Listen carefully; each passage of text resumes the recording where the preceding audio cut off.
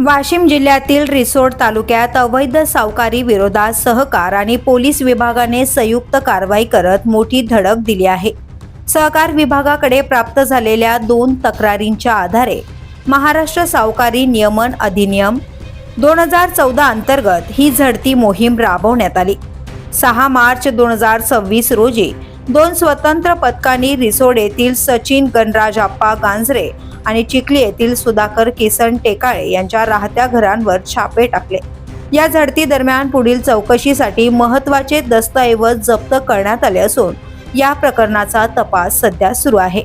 ही कारवाई जिल्हाधिकारी योगेश कुंभेजकर आणि पोलीस अधीक्षक अनुज तारे यांच्या मार्गदर्शनाखाली तसेच जिल्हा उपनिबंधक गीतेशचंद्र साबळे यांच्या नियंत्रणाखाली पार पडली। या मोहिमेत सहकार विभागातील अधिकारी आणि पोलीस दलाचा मोठा सहभाग होता। दरम्यान अवैध सावकारी विरोधात नागरिकांनी पुढे येऊन सहकार विभागाला सहकार्य करावे असे आवाहन प्रशासनाकडून करण्यात आले आहे। तक्रारदारांची ओळख पूर्णपणे गोपनीय ठेवली जाईल असंही स्पष्ट करण्यात आले।